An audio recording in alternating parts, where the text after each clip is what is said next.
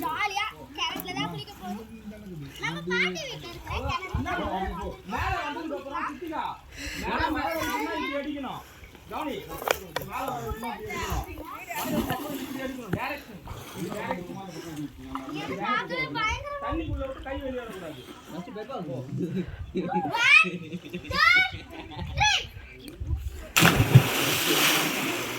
1 2